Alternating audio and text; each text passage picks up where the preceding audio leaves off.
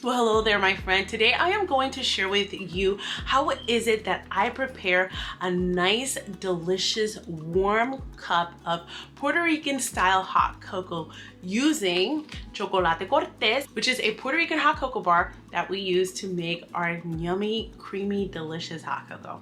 So let's go ahead and get started. You're gonna see that this is super easy and simple to make, and it's done in no time at all. The very first thing we're gonna do here is we're gonna turn our heat up to a medium. And then to this saucepan, I'm going to add 1/3 cup of water.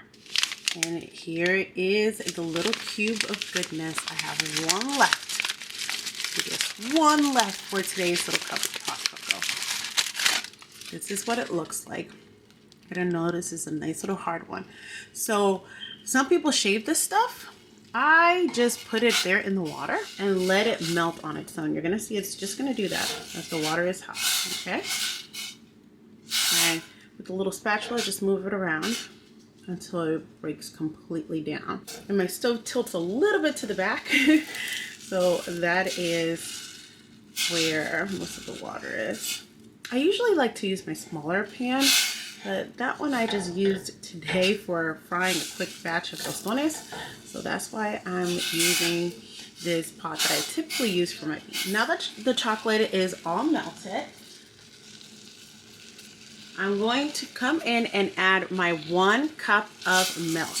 I'm using 2% milk, but you're welcome to use any milk of your preference.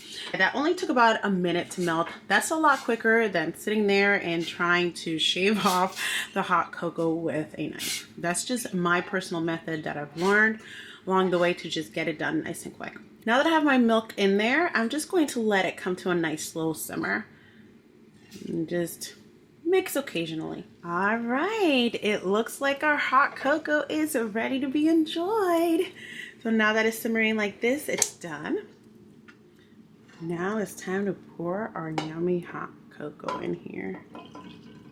Just look how yummy that's looking.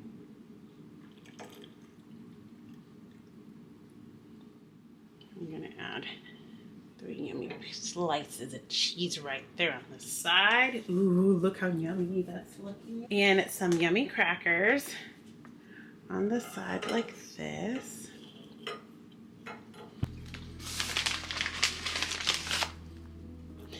Since I can't eat regular Ritz crackers, I use these ones over here. They're these Shars.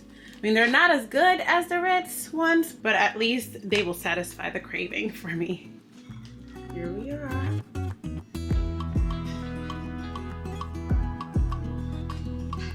It is just so good.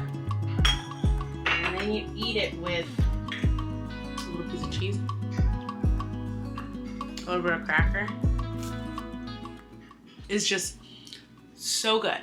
Now the biggest difference between this hot cocoa that you buy in these little bars and the regular mixes that you buy here, like the Swiss Miss and stuff like that, is that this, I feel like it's so much more rich. It's like dark chocolate and it is so good. Here where I live, to get the Chocolate Cortés, it cost me $4.29 because, I mean, I have to go to a specific store to get it. I can't buy it at Walmart or anything like that, but it's definitely worth it.